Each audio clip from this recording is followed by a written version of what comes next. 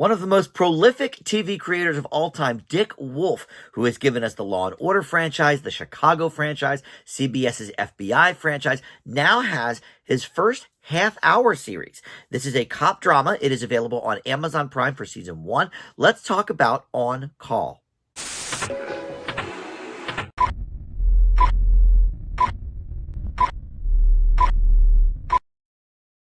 Hey guys, Dan here. This is Dan Reviews It. Welcome to my TV review for On Call. This is streaming season 1 right now on Amazon Prime. It consists of 8 episodes, and yes, it is from producer and creator Dick Wolf of Law and Order and all of the other things I mentioned. He has, certainly gotten more shows on the air in the past 30 years than probably anybody. But this one is his first one in the half-hour format, and we'll see how that helps or maybe hinders it from a storytelling perspective. We'll talk about that in just a second. First, let me welcome you back to the channel. If you are already a subscriber to Dan Reviews It, thank you so much for that. Love having you return to check out my videos. But if you're not, please consider subscribing and click that notification bell too, so you get the alerts for all my new video drops. There's always something going on here on the channel. I try to post just about every day. And you could like this video too, or comment below with your thoughts. Would love to hear from you in that capacity as well. All right, so look, I am not the biggest fan of the Dick Wolf franchises, and only because they're all, fine. I know Law and Order specifically has a ton of fans, but the Chicago series has also garnered tons of diehard fans. I think the first one of that aired maybe 12 or 13 years ago. So that's been on a while. The FBI series has been on since 2018. That has spun off some things. My main issue with the Dick Wolf shows is that they're all basically the same. You could watch any of them at any point in time, and there's no through line. They're not serialized, which is fine. I mean, that's how TV used to be, in the 50s, 60s, 70s, there weren't a lot of through lines, even in drama series. But Law and Order SVU, Criminal Intent, whichever one it is. Same with the Chicago series. They're just kind of always the same. They're always on. You can watch one and watch 2, watch 3, watch 4, and it's essentially the same. So with this, he is taking a cue a little bit from more serialized dramas, because there is a solid through line of something that happens in the first couple of minutes of episode 1, and that is a fallen officer. So this essentially is following the Long Beach Police Department and the veteran training officer Tracy Harmon, who is played by Trolon Belsario, and a rookie partner Alex Diaz, played by Brandon Laraquente. And they are responding to various emergency calls on the street. But the through line is they are navigating the loss of a fallen officer. And like I said, that happens in the first few minutes of episode 1. So not a spoiler. It's literally the premise of the show, at least in the long form of the show. And you also have Eric LaSalle and Lori Loughlin here. Loughlin, I guess this is her first major role since the what they call that, the Varsity Blues scandal. And then Eric LaSalle, of course, has been, doing top-notch dramas since ER. So, look, it's interesting to say this is Dick Wolf's first half-hour show, because the real truth of the matter is, because it's on Amazon Prime, it is not really beholden to network time frames.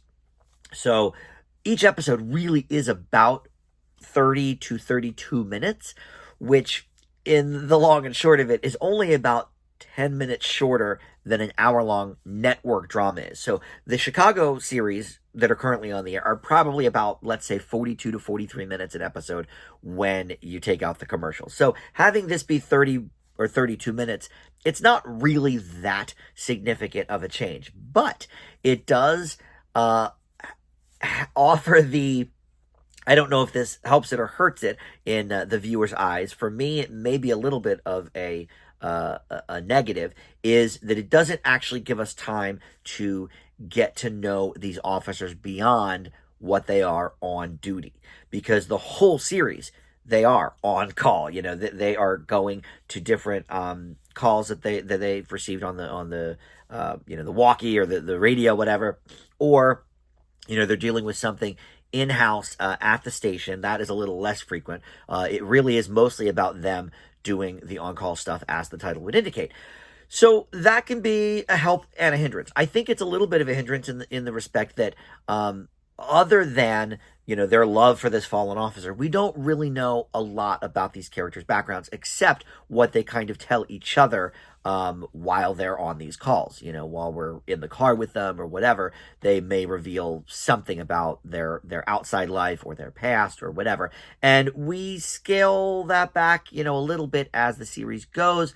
But for the most part, we know very little about their lives. And I actually think that's part of the Dick Wolf stock and trade, especially for the Law and Order series. Now, obviously, SVU has had the same cast. Mariska Hargitay has been on, I think, since the beginning. Ice Cube's been on, if not since the beginning, since very, very early. So, yes, we know a little bit about their outside lives 20 years in. But in 8 half-hour episodes, we don't really have that luxury. And so in that respect, I think the audience may be a little cheated out of some interesting backstory and whatever. But what that does offer us is the chance to just dive right in, be a part of that world instantly, and never really pumping the brakes, which, if that's what you're coming for, may be a positive. For me, it kind of was, because it was something a little bit different. Now, they are heavily using like body cam footage and car cam footage. That's something that The Rookie has been doing since its inception, and that's I think in its 6th or 7th season now. So that's something that we've seen before. That is not necessarily novel. I'm thinking that they wanted it to be a little more novel than it is, but The Rookie's been doing that for a long time, and I'm sure there are other shows as well. That was the first one that came to my mind. But in any event, I think once we hit about episode 5, I would say, because I did watch all 8 of these. I don't always sometimes when I'm going to do these reviews. Sometimes I just watch, 2 or 3 episodes as a sample. But I did watch all 8 episodes of this over the course of 2 days. And episode 5 for me is where it really, really started to find its footing. And that's sort of the inherent problem with some of these streaming shows. 8 half-hour episodes doesn't really give us the chance to connect with these characters. And I have to say, I didn't. Until probably that 5th episode. They go on a specific call that is very, very intense. And yes, we've learned a little bit about the backstory of, what's his name, Officer Diaz? Yeah, the rookie, Alex Diaz. We've learned through his conversations a little bit about his backstory, his life outside of the police station, and that sort of thing.